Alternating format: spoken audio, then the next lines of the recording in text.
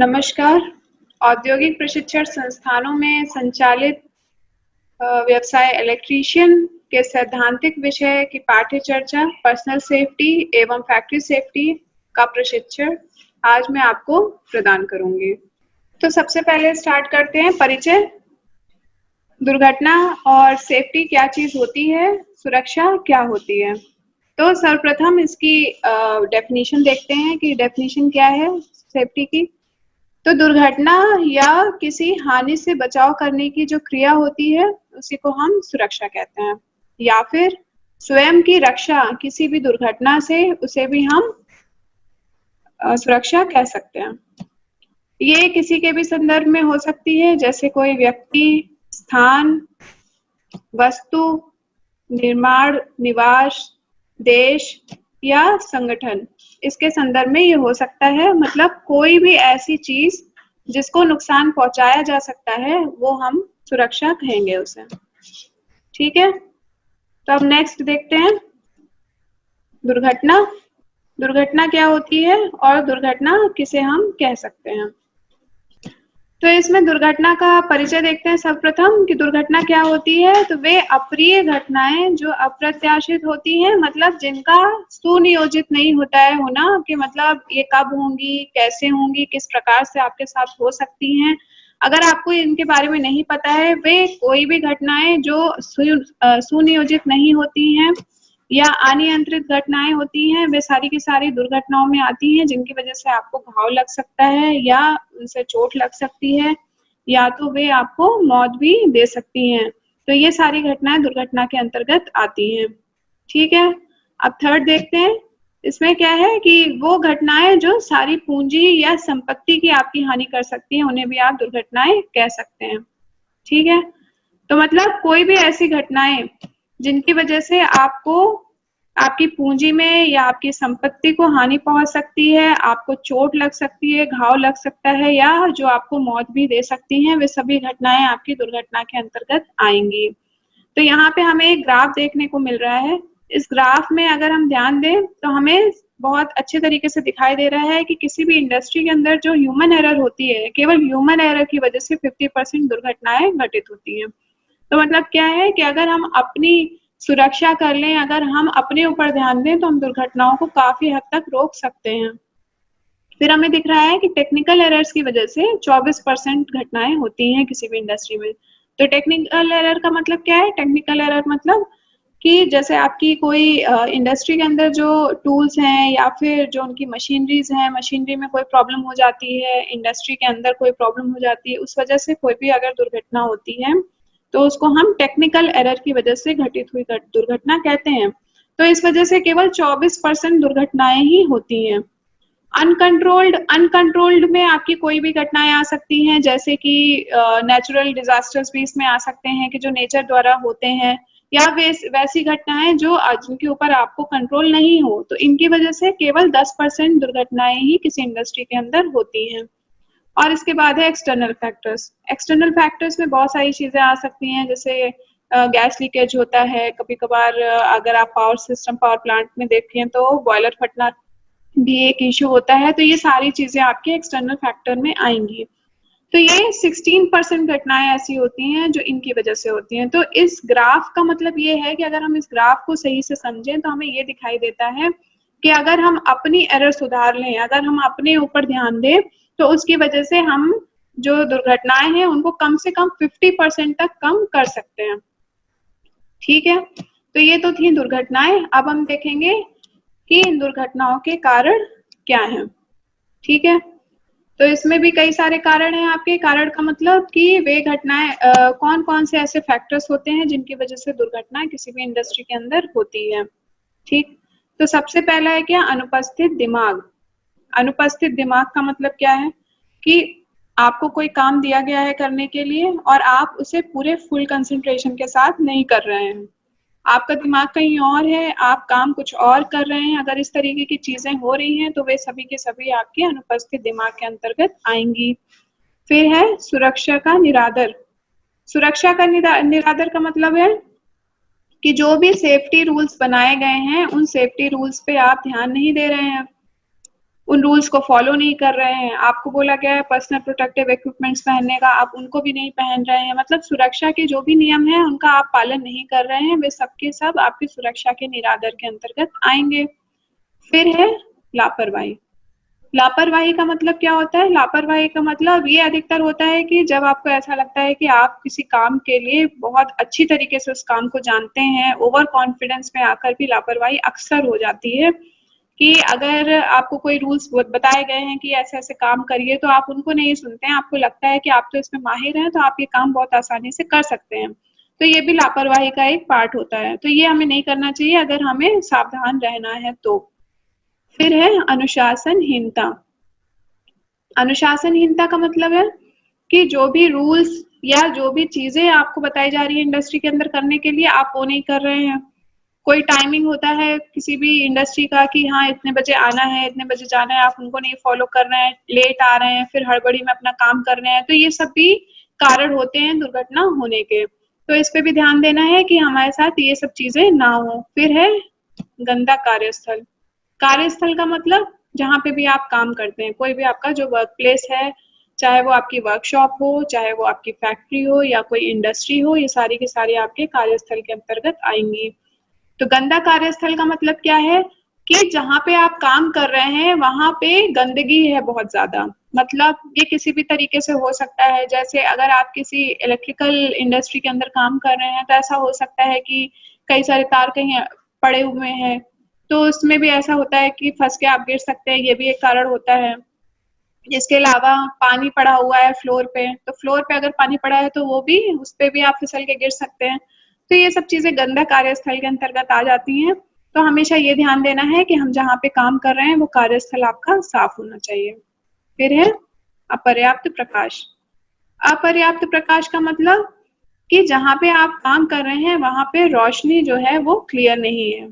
आप कोई कार्य कर रहे हैं और वहां पे अगर आपको रोशनी नहीं मिल रही है, समुचित व्यवस्था नहीं है प्रकाश की, तो भी दुर्घटना होने के कई सारे कारण, मतलब तो भी दुर्घटना आपके यहाँ हो सकती है। तो इस चीज की भी बहुत ज्यादा आवश्यकता है कि आपके इंडस्ट्री के अंदर जो लाइटनिंग होती है, लाइटनिंग की व्यवस्था सही होनी चाहिए।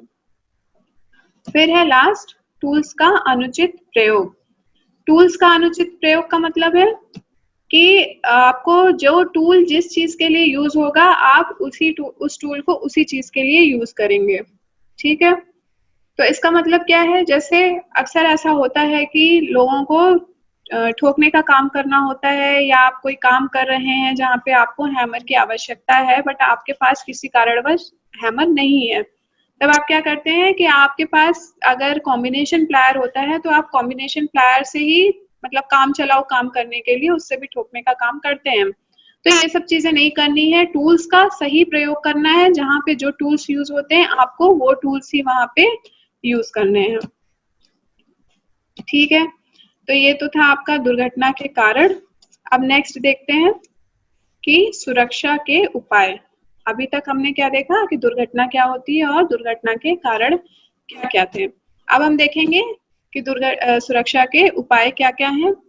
तो सुरक्षा के उपाय का मतलब है कि क्या क्या चीजें हम करें जिसकी वजह से हम किसी इंडस्ट्री में सुरक्षित रहें। तो सबसे पहला है आपका सुरक्षित व्यवहार।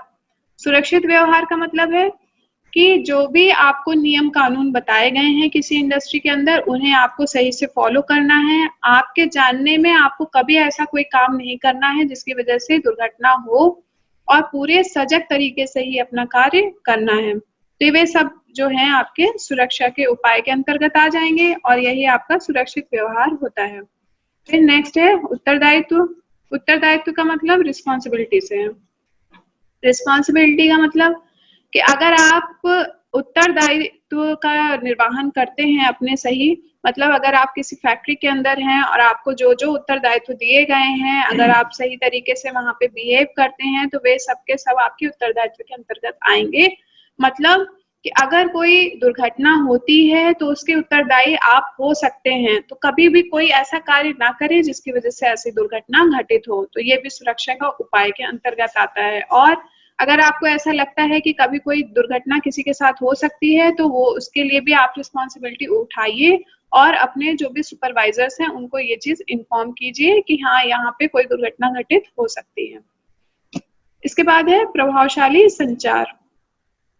प्रभावशाली संचार का मतलब कम्युनिकेशन से है कि आपस में आपका कम्युनिकेशन बहुत अच्छा होना चाहिए। एक दूसरे को जो भी बात बोली जाए वो क्लियरली सुनाई देनी चाहिए और सबको अपना रोल पता होना चाहिए। फॉर एग्जाम्पल, अगर आपको कभी कोई काम दिया जाता है, जैसे अगर आपको मान लीजिए कहीं फैन सही करना है और आप लोग 3 लोग हैं इस काम को करने के लिए, ग्रुप में 3 मेंबर्स हैं, तो हर तीनों को पता होना चाहिए कि हमको क्या-क्या काम करना है। फॉर एग्जाम्पल, अगर आपने फैन उतारते टाइम पे अपने किसी एक साथी से ऐसा कहा है कि मेन स्विच ऑफ कर दो, तो उसको ये चीज क्लियरली सुनाई देना चाहिए कि हाँ मुझे मेन स्विच ऑफ करनी है और वहां तब तक खड़े रहना है जब तक कि फैन आपका उतर ना जाए, मतलब आपका टास्क खत्म ना हो जाए। तो ये सब कुछ आपका प्रभावशाली संचार के अंतर्गत आएगा।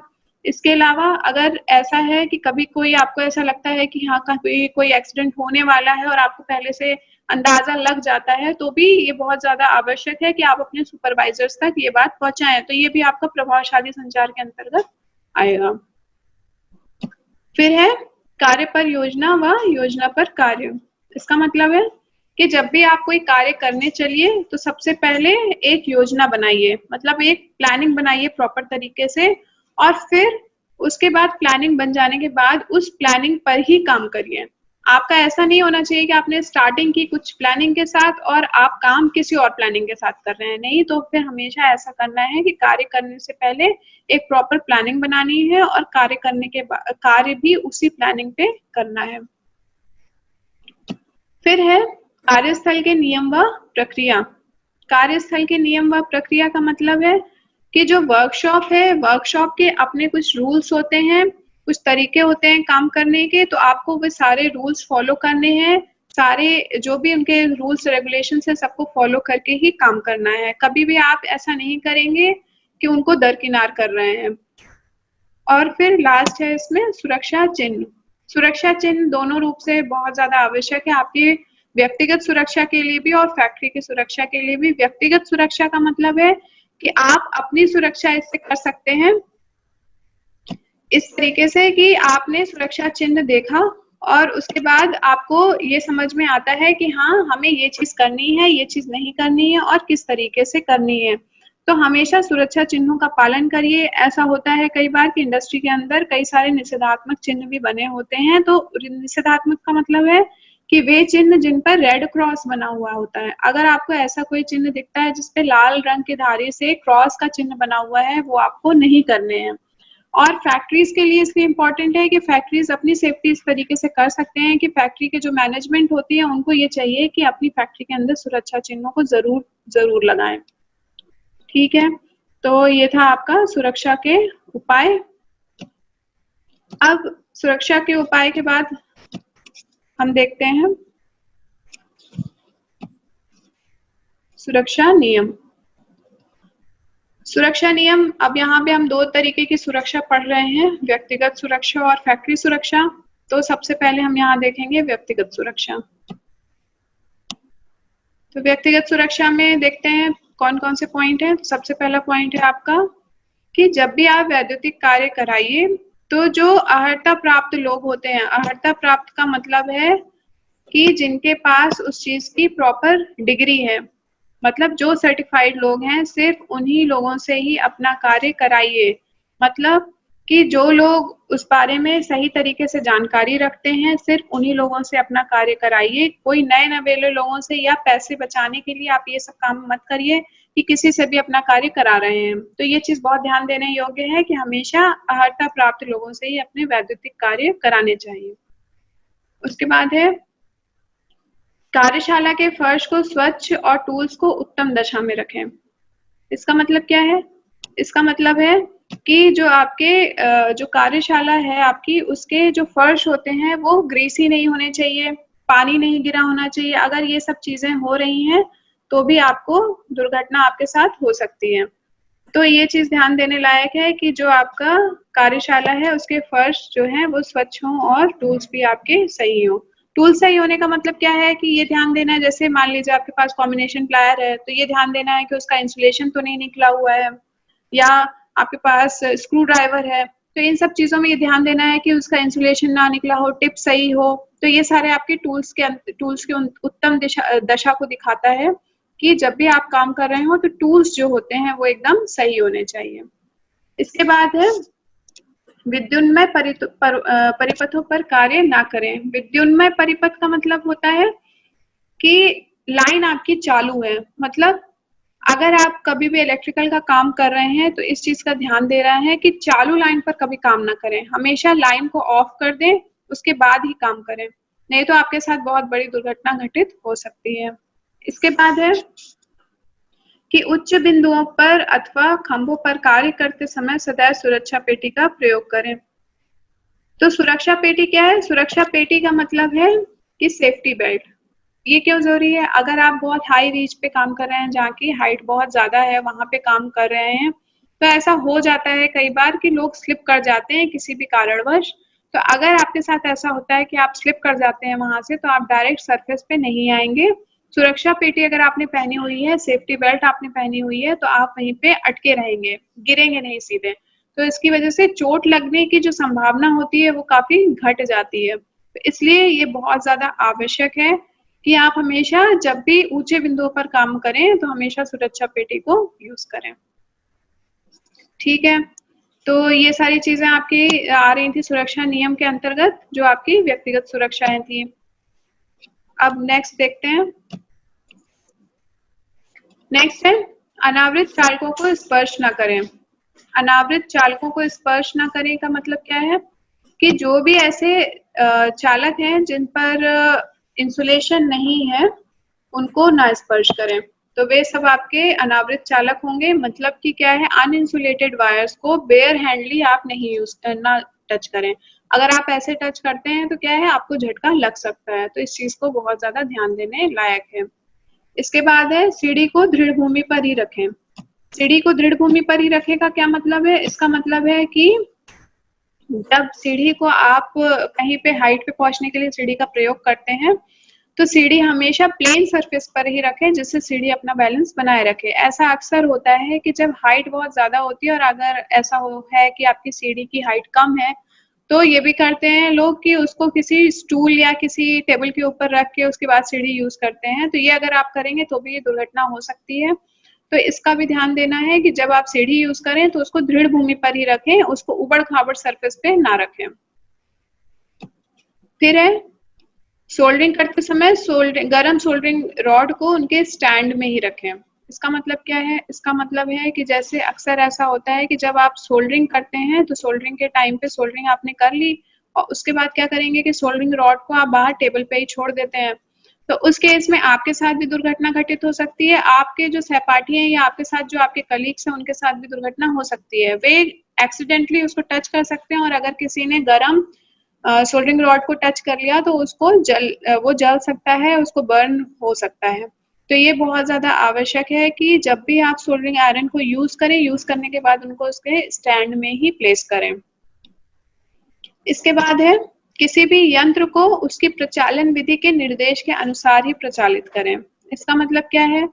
इसका मतलब है कि जो भी आपके यंत्र हैं, जो भी मशीन है, जब भी आप मशीन आती है तो उसके साथ एक मैनुअल आता है और ये बहुत ज्यादा आवश्यक है कि जब भी आप मशीन को संचालित करें तो उनको उनके मैनुअल के अकॉर्डिंग ही संचालित करें। ये ना करें कि ये मशीन इस तरीके से चल सकती है तो हम एक्सपेरिमेंट करने लगे। तो एक्सपेरिमेंट कभी भी आपको इंडस्ट्री के अंदर नहीं करना है। आपको जब पूरी जानकारी हो तभी आप मशीनों के साथ काम करें और हमेशा उनकी जो प्रचालन विधि होती है, उनको जिस तरीके से स्टार्ट करना है, जिस तरीके से हैंडलिंग करनी है, आपको हमेशा वही चीजें करनी है। ये बहुत ही ज्यादा ध्यान देने योग्य बात है। इसके बाद आते हैं पॉइंट पे। इसके बाद है हमारा परिपथ को बंद करने के बाद ही फ्यूज को पृथक करें या बदलें। इसका मतलब है कि आप जब भी आप फ्यूज जा रहे हैं चेंज करने के लिए या फ्यूज आप नया लगाने जा रहे हैं या पुराना आपका फ्यूज खराब हो गया है, उसको आप फिर से मरम्मत करने जा रहे हैं उस पे, तो हमेशा ये ध्यान दें कि चलती हुई लाइन पर फ्यूज को ना बदलें। फ्यूज हमेशा परिपथ को ऑफ कर दें, उसके बाद ही आप अपना फ्यूज को चेंज करें। फिर है विद्युत उपकरणों के संबंध कैसे होने चाहिए। संबंध का मतलब यहाँ पे कनेक्शन से है। तो जो आपके कनेक्शंस होते हैं, कनेक्शंस हमेशा टाइट होने चाहिए, ये कहने का मतलब है यहाँ पे। अगर आप कनेक्शन टाइट नहीं रखते हैं तो कनेक्शन टाइट ना होने की वजह से उनके बीच में एयर फॉर्म हो जाती है, और अगर एयर फॉर्म हो जाएगी तो शॉर्ट सर्किट हो सकता है। तो ये चीज बहुत ज्यादा ध्यान देने लायक है कि जब भी आपके वैद्युतिक उपकरण जो भी हैं उनके जो संबंध हैं वो कसे होने चाहिए, मतलब कनेक्शन हमेशा टाइट होने चाहिए। फॉर एग्जाम्पल, आपने कभी कोई जोड़ बनाया और जोड़ बनाने के बाद जो दो तार आप जोड़ रहे हैं उनके बीच में थोड़ा सा एयर गैप रह गया या थोड़ी वो ढीले रह गए, तो उनमें शॉर्ट सर्किट की प्रॉब्लम हो सकती है। तो इसको बहुत ज्यादा ध्यान देने लायक बात है कि जब भी आप कनेक्शन करें तो उनको टाइट रखें। ठीक है, अब नेक्स्ट है, ढीली बाहों की कमीज या झूलती टाई को पहनकर किसी भी मूविंग मशीन पे काम ना करें। इसका मतलब है कि जैसे अभी अगर आप इस डायग्राम में देखें तो इसमें साफ साफ ये अंकित किया गया है कि अगर आपने टाई पहन के किसी शाफ्ट के पास काम किया तो ऐसा हो सकता है कि आपकी टाई उसके शाफ्ट में फंस जाए। तो अगर ये चीज होती है तो क्या है कि आपके साथ दुर्घटना घटित हो सकती है। तो ये चीज भी बहुत ज्यादा आवश्यक है कि इसका ध्यान दें कि कभी भी लूज कपड़े पहन के या टाई लगा के कभी भी मशीनों पे कार्य ना करें। हमेशा टाइट फिटिंग कपड़े पहनिए या फिर इस तरीके के पोशाक पहनिए जिनकी वजह से जिनको फंसने का डर ना हो। तो ये बहुत ध्यान देने योग्य बात है कि फैक्ट्री के अंदर जब भी आप काम कर रहे हैं तो कभी भी लूज फिटिंग कपड़े ना पहने। फिर है कार्यशाला की सुरक्षा। अभी तक हमने क्या पढ़ा, हमारा पर्सनल सेफ्टी कैसे हो सकता है, और अब हम पढ़ेंगे कि हम कार्यशाला को कैसे सुरक्षित रख सकते हैं। ठीक है, तो सबसे पहला है कि सभी कर्मचारियों को सुरक्षा उपकरण धारण करना चाहिए। सुरक्षा उपकरण का मतलब क्या है, यहाँ पे सुरक्षा उपकरण का मतलब है कि आपके जो पर्सनल प्रोटेक्टिव इक्विपमेंट्स होते हैं उनको हम सुरक्षा उपकरण कहेंगे। तो यहाँ पे क्या है कि जो भी अगर आपके जो भी वर्कर्स हैं, आप अगर किसी फैक्ट्री के अंदर काम करते हैं तो ये बहुत ज्यादा आवश्यक है कि आप हमेशा अपने पर्सनल प्रोटेक्टिव इक्विपमेंट्स को धारण करिए। उसके अंतर्गत हेलमेट, ग्लव्स और आपके इंडस्ट्रियल बूट्स और चश्मा, ये सब कुछ आता है। तो ये सारी चीजें धारण करके ही काम करें, ये आपके प्रोटेक्शन के लिए बहुत ज्यादा आवश्यक है और फैक्ट्री के प्रोटेक्शन के लिए भी बहुत ज्यादा आवश्यक है। ठीक है, इसके बाद है जोखिम मूल्यांकन। जोखिम मूल्यांकन का मतलब है कि कोई भी काम अगर करने जाते हैं तो उस काम में कितना जोखिम है, इसका मूल्यांकन करने के लिए एक टीम होती है हर इंडस्ट्री के अंदर। तो ये टीम हर एक इंडस्ट्री के अंदर होना बहुत ज्यादा आवश्यक है, क्योंकि यही ये पता लगा सकते हैं कि कोई भी कार्य जो है वो कितना जोखिम भरा है और फिर उसके अंतर्गत उस जोखिम को देखते हुए उतनी सुरक्षा की जाती है। तो ये जोखिम मूल्यांकन भी किसी भी इंडस्ट्री के अंदर होना बहुत ज्यादा आवश्यक है। इसके बाद है सुरक्षा प्रशिक्षण। सुरक्षा प्रशिक्षण का मतलब है कि सेफ्टी ट्रेनिंग। सेफ्टी ट्रेनिंग का मतलब क्या है कि जो भी आपकी इंडस्ट्रीज है उनको ऐसा चाहिए कि उनके जो भी प्रेजेंट वर्कर्स हैं या वे नए रिक्रूटमेंट्स के द्वारा जो नए लोगों को लेके आते हैं उनकी एक प्रॉपर एक सेफ्टी ट्रेनिंग हो।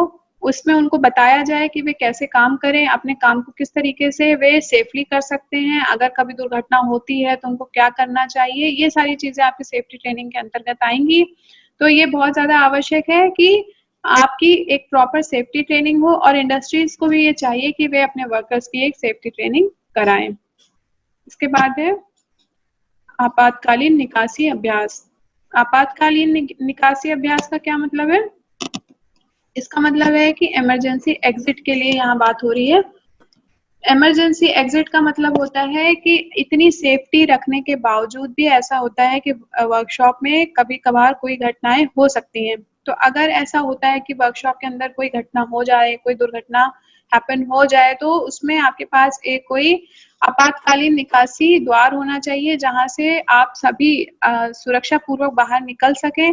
और जो आपके वर्कर्स होते हैं उनको इस बारे में पूर्ण जानकारी होनी चाहिए कि आपातकालीन निकासी द्वार किधर है। कभी भी अगर इस तरीके का कुछ भी होता है तो हमको उस टाइम पे किस तरीके से काम करना है। तो ये बहुत ज्यादा आवश्यक है कि किसी भी इंडस्ट्री के अंदर आपातकालीन निकासी द्वार हो। ठीक है, तो ये था हमारा कार्यशाला की सुरक्षा। अब कार्यशाला की सुरक्षा में हम कुछ और पॉइंट्स भी देखते हैं। फिर है आपका टूल्स साफ और सही अवस्था में होने चाहिए। टूल्स साफ और सही अवस्था में होने का क्या मतलब है कि जो भी टूल्स हम यूज कर रहे हैं वे साफ सुथरे हो, उनकी अवस्था सही हो, मतलब ऐसा ना हो कि वे टूटे हैं, कटे हुए हैं, इंसुलेशन निकला हुआ है, ये सारी चीजें ना हो। तो टूल्स हमेशा हमेशा जिन टूल्स पे भी आप काम करें वे साफ सुथरे हो और वेल मेंटेन्ड हो। अगर आपको ऐसा लगता है इंडस्ट्री के अंदर कि आपको जो टूल दिया गया है वो सही तरीके से काम नहीं कर रहा है, तो आप उसकी रिपोर्ट तुरंत अपने सुपरवाइजर को दीजिए और अपने टूल जो है वे सही कराएं। कभी भी आप टूटे फूटे टूल के साथ काम करते हैं, अनइंसुलेटेड टूल के साथ काम करते हैं, तो वे आपको हार्म कर सकते हैं। फिर है मशीनों का संचालन। मशीनों का संचालन का मतलब है कि जिस मशीन पे आप काम कर रहे हैं उनको उन पे काम करने का आपको पूरा आइडिया होना चाहिए, किस तरीके से उन पे काम होगा, आप किस तरीके से मशीन को हैंडल करेंगे, किस तरीके से उसका रख रखाव करना है, ये सारे बारे में आपको जानकारी होनी चाहिए। अगर आपको इसके बारे में जानकारी नहीं है तो आप अपने जो भी आपके ट्रेनर हैं उनसे इसके बारे में पूरी जानकारी लें, उसके बाद ही किसी मशीन पर कार्य करें। अगर आप ये चीज नहीं करते हैं तो भी आपके साथ दुर्घटना घटित हो सकती है। फिर है स्वच्छता बनाए रखना। यहाँ स्वच्छता का मतलब जो है वो आपके पर्सनल हाइजीन से भी है और फैक्ट्री हाइजीन से भी है। स्वच्छता मतलब कि आप अपना भी ध्यान दें कि आप किस तरीके से किसी वर्कशॉप के अंदर आ रहे हैं। ऐसा तो नहीं है कि आपने लूज फिटिंग क्लॉथ पहने हुए हैं और आप मेंटली फिट नहीं है, उसके बाद अपना काम कर रहे हैं, तो ये सब चीजें नहीं होनी चाहिए। प्लस फैक्ट्री की स्वच्छता का मतलब यहाँ पे है जैसे फैक्ट्री आपकी ऐसी नहीं होनी चाहिए कि फ्लोर साफ नहीं है, सामान इधर उधर रखा हुआ है, अस्त व्यस्त रखा हुआ है, तो ये सारी चीजें आपकी स्वच्छता के अंतर्गत आएंगी। तो ये बहुत ज्यादा आवश्यक है कि आप दोनों लोगों की ही स्वच्छता बहुत ज्यादा आवश्यक है, आपकी भी और फैक्ट्री की भी।